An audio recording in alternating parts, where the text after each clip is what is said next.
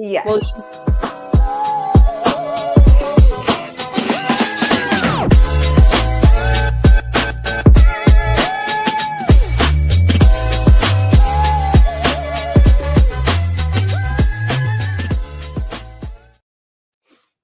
Good morning, everyone. I'm so excited to be here after Easter. I don't know if anyone else has this, but like my kids get Good Friday off and then they also get the following Monday off. So if any little kids come running in here saying, Mom, it's just because it's Tuesday. And I'm excited for this morning show because we have one of our favorite people on, Danielle McKinley. And we're going to be talking about our money stories, which I feel like me and Danielle talk about this all the time. She knows my money story deeply. So I'm excited for you to share with us all of your knowledge today. Yeah. Thanks so much for having me. Yeah. So tell us, let's write our money stories. Should we dive into it? Yeah, let's do it.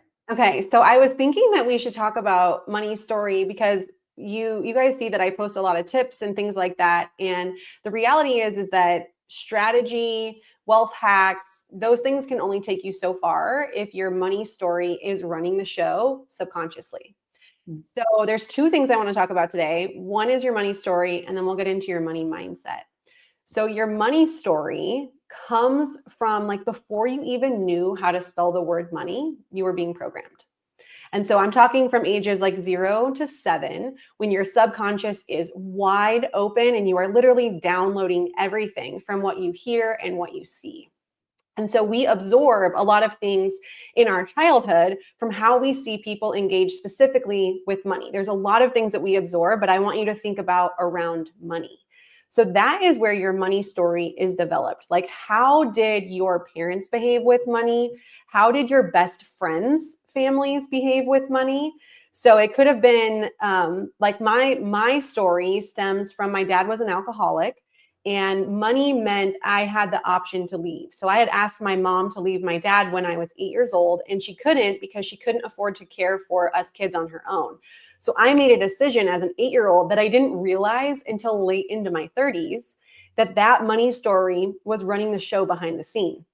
It caused me to be an overworker, a people pleaser, and it meant that like big successes didn't feel good. And it was because of this money story. So think about, what is your money story? What did you see growing up around money? Was it scarce?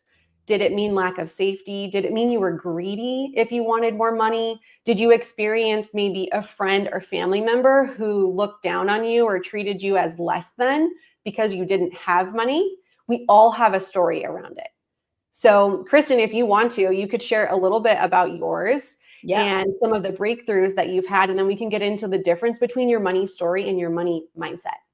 Yeah, I have like a question I want to go back to about, especially because we have like the moms in real estate community here. And one thing I think when I hear you say this all the time is, what kind of money story am I programming in my kids? And that's a terrifying thought. Like I think about that with not just their money story, but just different ways like I'm showing up for them. And so I want to dive into that. But yeah, my money story is definitely like, I really associated more money with more problems because I watched my dad go from he was digging ditches to CEO. And so we went from poor to rich over my like childhood. And when we got, and I don't know whatever rich is, but when we were wealthy and we had money, there was like alcohol, drugs, cheating.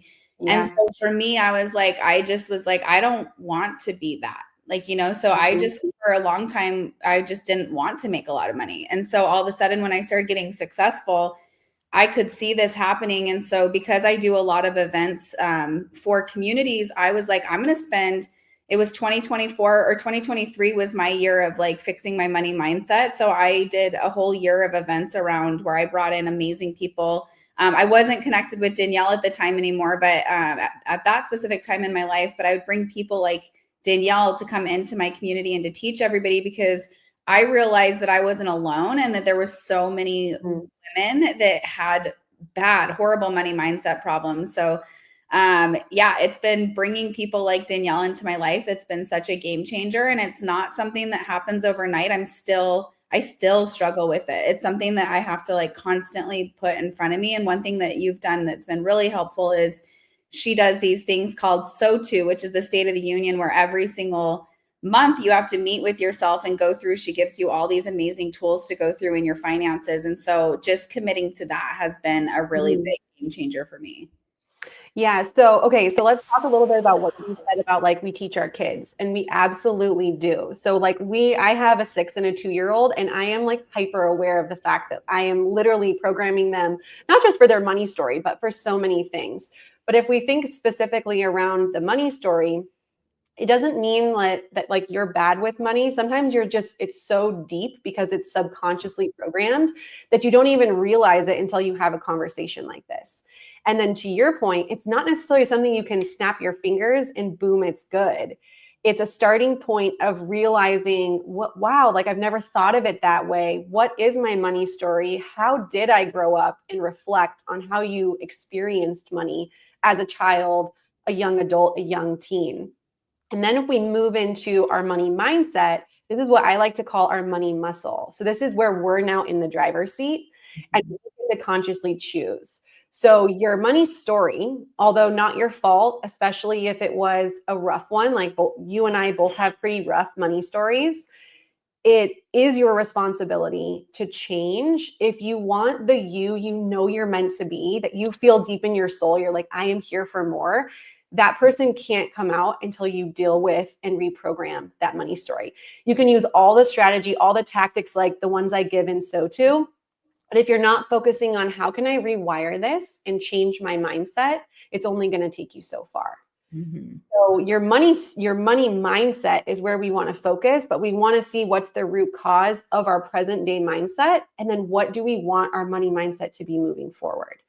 And when I talk about money muscle, this gets into the SOTU. So just like any other muscle, if you don't work it, it becomes weak, it becomes stiff, and it becomes a dread to start going. It's just like going to the gym. If you take a month off, you're like, oh my gosh, I feel like I haven't worked out in years. And the same thing goes for our money muscle, because we're not taught about money. Money can be taboo. We all have these crazy money stories. And so we have to build that muscle. And in order to build it, you have to put attention to it and do things that initially might feel like resistance. But just like the gym, when you start going, it gets easier. And then it becomes a habit that you actually look forward to. Yeah, absolutely. And you're so right. Like I will tell you when I first learned SOTU from Danielle, it was the first thing that I would like, oh, I have a full calendar, but this person wants to meet and I'd be staring at it. Like, I just really want to replace that with this appointment. And so it's really hard. Like you have to really commit to doing it. Well, and if you do, you will multiply your money. I guarantee it.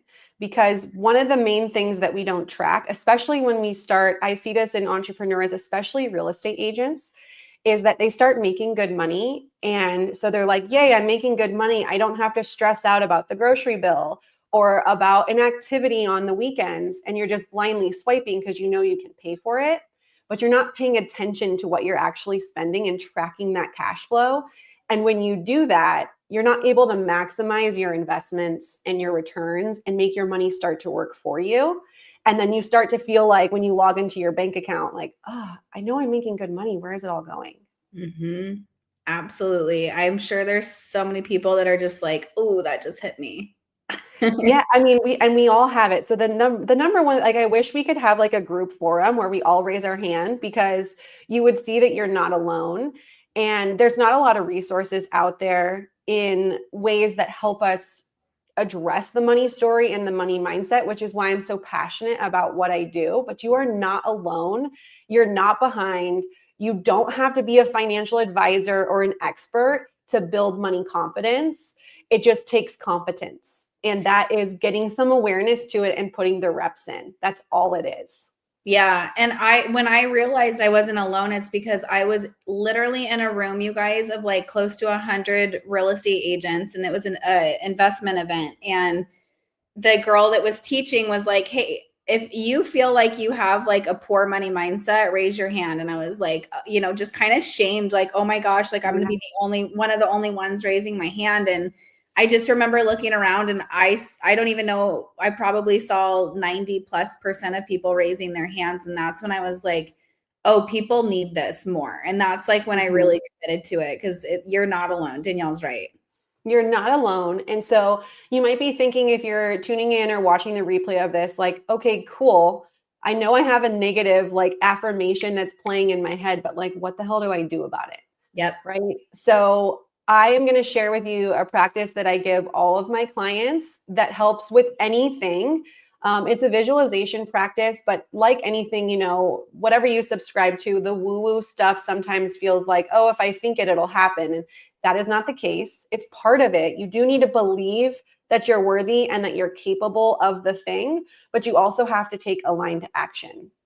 So the tip that I want to give, and Kristen, I know that you use this, is I want you to spend a moment to reflect and write down a negative money story. Yep. Or affirmation. Like, I'll just share Kristen's because she just showed it. So hers used to be more money, more problems. And I want you to reframe it into a positive statement. So she changed hers into more money, more opportunities. It could be, let's say you're afraid of your abilities to manage money. So I'm not good with money. I'll never have enough. Could change to, I am capable of managing money and it flows to me abundantly. Whatever feels good to you, to rewrite it. And then I want you to create an alarm on your phone and set a daily alarm. Have it go off at whatever time makes the most sense, like Kristen just showed. And I want you to sit with it for a moment and really believe that you're capable of that new affirmation, and do things like your money ritual. Do a so-to. If you don't know what that is, reach out to me. I would love to give you the tools and give you the resources to start building that money competence. But this affirmation, you'll already start to feel a difference when you're seeing that in your face every day. Yeah. And one thing, I don't know if you guys caught this, you can actually name your alarms. I realized that when Danielle taught this class, I was like, I had no idea that I could name alarms. So every day at 7:05, I don't even know why it's at 7:05, but that alarm goes off and it says more money, more opportunities. So every day that's like going into my brain. So, and that could be like, I mean, when I found that out, even just seeing that every day, like what that does to me is so great. So it could be a prayer. It could be my favorite number is 3. And so my affirmation goes off at 333, 333. Oh, so then it's like, you know, so however you want to do it and what works for you. But when you're seeing something consistently, even if at first you're like, I don't actually believe this, like you feel that resistance inside, that's normal. But the more that you see it, you'll start to go, you know what, like this is capable. And then when you're taking those aligned steps, then you start to build that confidence in yourself that, all right, I am capable of managing money and getting confidence around it. Yeah, I love that. Is there anything that you want, maybe like a little tactical advice on like something that you are doing with your kids at a young age? Or actually, I'm going to reframe this question. Yeah. What if you feel like, oh my gosh, my kids are older than 7 and they've already downloaded a bunch of my crap? Is it too late? What can you do for them? No, it is never too late to rewrite your money story. The first step is building awareness to it. So I would have a chat with your kids and just simply ask them, like, what are your feelings towards money? What does money mean to you? Have you noticed anything that I've done around money that stands out to you? And see what they say. And kids, they have no filters. So they're like literally the best people to ask advice from or to ask for feedback, because they are going to shoot you straight. They haven't developed that, like, oh, I don't want to hurt their feelings. You know, if they're in their like early teens and younger age, but it is never too late to ask. And then to share what I just shared with you. So if you do end up having a tough conversation, like my mom knows where my money story came from. That wasn't an easy thing to share with her, that, hey, I learned through deep work that when I asked you at 8 years old to leave dad and you couldn't, that shaped my whole feelings around money, how I show up for work. It shapes how you spend, save, lead. There's so much to it. But now we've been able to have really great conversations around it. So don't feel like you screwed up. We are all doing our best. This is the human experience and there's no playbook to it. Just start with a conversation. Yeah, I love that. Thank you so much. And if people are like, wait, I need that so too, we will post Danielle's contact information in the Facebook group, and you guys can definitely reach out to her. But even on Instagram, go ahead and message her. Maybe tell her your favorite takeaways, anything like that. So Danielle, what's your Instagram handle for them to go follow? Yeah, you can find me at Life by Danielle. It's _ Life by Danielle on Instagram. I love connecting, especially about like money stuff and helping like any takeaways, sharing your wins. Tag me when your alarm goes off. I want to be your money bestie. Yes, awesome. Thank you guys. Have a great Monday, everyone. Thank you.